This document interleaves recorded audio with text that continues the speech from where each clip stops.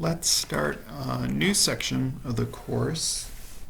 The title of the section is Solving Trigonometric Equations. It's 9.5 in our textbook. You've solved lots of equations in your experience in algebra and math courses. You've learned how to solve linear equations, quadratic equations with the quadratic formula. You've probably learned to solve some equations using logarithms, possibly. And what we're going to do now, finally, in this course is focus on solving equations that involve trig functions. Let's look at an exercise. Find all solutions exactly on the interval 0 less than or equal to theta less than 2 pi of the equation 2 sine theta equals 1. So what we're trying to do here is we want to solve for theta. And a kind of very basic strategy you use when you have trig functions in an equation is to isolate the trig function.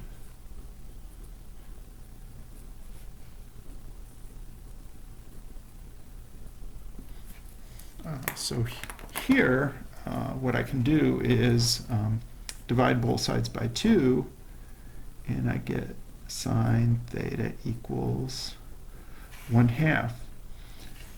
Once you isolate the trig function, you're going to have to do some analysis here, at least if we do this by hand. When our book says find solutions exactly, that's kind of their way of saying they don't want us to use a calculator.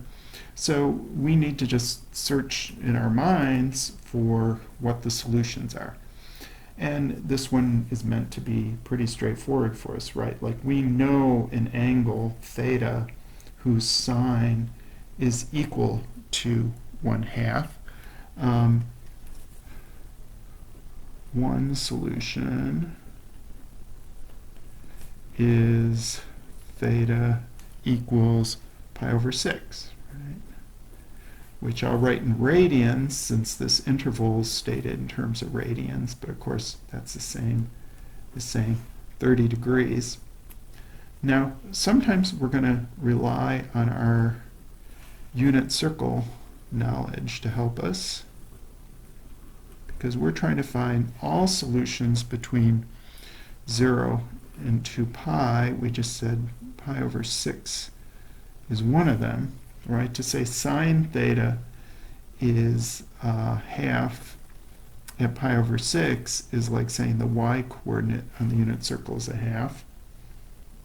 We know the x-coordinate, but let's just leave that blank here. And now we're trying to find all possible angles between 0 and 2 pi with that same value as sine. That means the y-coordinate has to be positive a half. There's only one other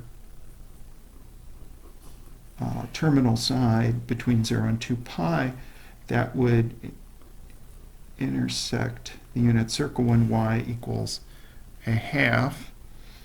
And we know how to figure out what this angle is either from our unit circle chart or just by thinking about reference angles here. So another solution is theta equals, I think we know that's 5 pi over 6.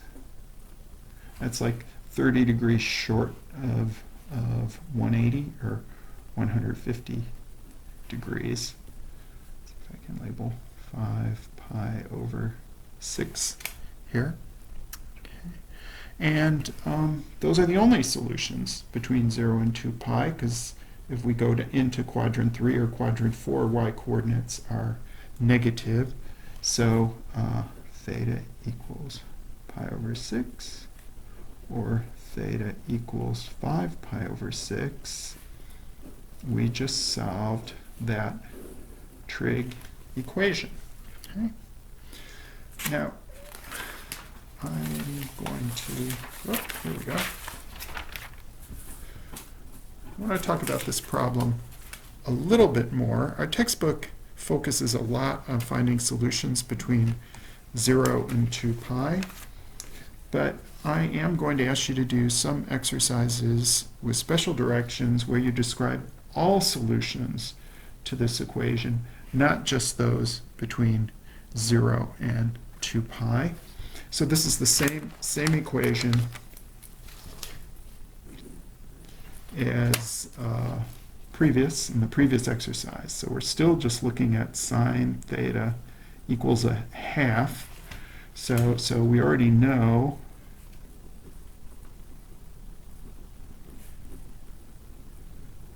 theta equals pi over 6, and theta equals 5 pi over 6 are solutions.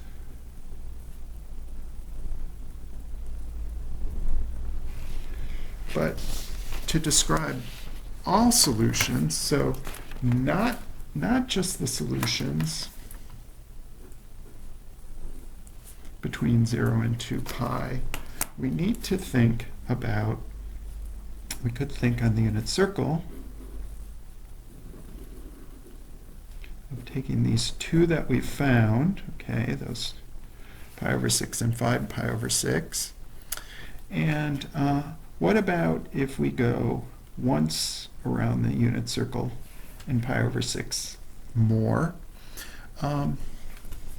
Or what if we go twice around the unit circle in pi over 6 more, or 3 times around the circle in pi over 6 more?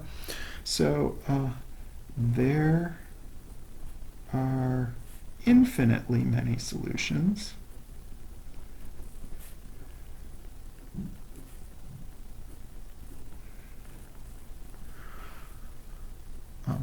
Outside of the interval 0 less than or equal to theta less than 2 pi. And one way we can get them is we can take pi over 6 and we can add on 2 pi radians. We can take pi over 6 and add on 4 pi. 4 pi is like going twice around the circle plus pi over 6 more. Pi over 6 plus 6 pi. On and on and on. We can also, by the way, go in the negative direction. We could take negative, I won't draw a circle here, but we could go negative, we could take pi over 6 minus 2 pi. We could take pi over 6 minus 4 pi. Or you could also think of this as minus a negative 2 pi plus a pi over 6, a negative 4 pi plus a pi over 6. It might be a little bit easier to visualize if you change the order of the addition. Pi over 6 minus 6 pi. And so we get another set, infinite set of solutions going in the negative direction. We can describe all these possible solutions by writing, I'm going to write pi over 6 plus 2 pi n, where n is any integer. Now, those are just the multiples of pi over 6. We can do the same thing, or adding 2 pi multiples onto pi over 6. We can do the same thing with 5 pi over 6. So 5 pi over 6 plus 2 pi, 5 pi over 6 plus 4 pi, 5 pi over 6 plus 6 pi, on and on and on, is going to give us a whole new set of extra solutions that we're getting from our second solution between 0 and 2 pi. And 5 pi over 6 minus 2 pi, 5 pi over 6 minus 4 pi, 5 pi over 6 minus 6 pi, on and on and on. So 5 pi over 6 plus 2 pi n, where n is any integer, is also going to give us extra solutions. And so if we want to describe all possible solutions here, we would really have to write the answer in this way: pi over 6 plus 2 pi n, theta equals pi over 6 plus 2 pi n, or theta equals 5 pi over 6 plus 2 pi n, where n is any integer, so any counting number or its opposite. That's what it takes to describe the infinite number of possible solutions. We're not going to do this in too many of these problems, but and notice that the two solutions we got initially, pi over 6 and 5 pi over 6, are really the key to describing all of these. But I do want you to be aware that if we look outside of the interval from 0 to 2 pi, there are all these other possibilities. And one nice way to picture the unit circle gives us like one way to think about it, going around and around the unit circle forward or in clockwise or counterclockwise direction. But another way is to think about the graph of the sine function, like the y equals sine x function.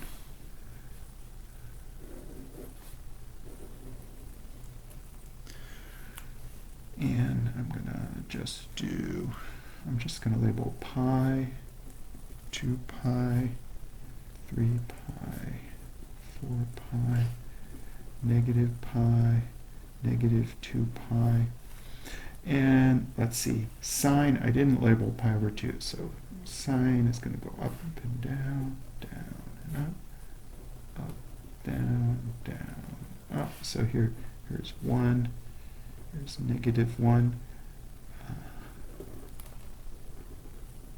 So if I imagine the graph of the sine wave as a function, solving this equation, sine theta equals 1/2, is like trying to find points on the graph where y is equal to 1/2. From 0 to 2 pi, we move along this horizontal line corresponding to y equals 1/2. We get just two solutions, and these 2 points correspond exactly to pi over 6 and 5 pi over 6. From pi to 2 pi, notice there are no solutions because that corresponds to the lower half of the unit circle where y coordinates are negative, right? And so solving this equation, looking for solutions for sine theta equals 1/2, is equivalent to trying to find points on the graph of the sine wave that have y coordinate 1/2, output 1/2. So here's pi over 6, 5 pi over 6. Notice our next solution is here, and there's a solution here. This value on the x-axis is going to be pi over 6 plus 2 pi. This point is 5 pi over 6 plus 2 pi. So if we back up right here, this is going to be pi over 6 minus 2 pi. This point here is 5 pi over 6 minus 2 pi. And of course, we're going to hit these points over and over and over again as we move to the right or to the left on the sine wave. So to me, these points of intersection on the sine wave are a good way to imagine the infinity of solutions, again, put them out there, that this kind of description represents that we don't really see when we only list the solutions between 0 and 2 pi. Usually we'll stick between 0 and 2 pi, but on some situations I will ask you to list all possible solutions that you get by adding on 2 pi n to the solutions you find between 0 and 2 pi. So that's kind of a mouthful. I think I want to back out from the camera here so we can get as much of this visible as possible, how we were thinking of describing, again, the infinite number of solutions for that same equation, 2 sine theta equals 1. So we will stop this video. We're going to get back to more examples, more equations in the next video.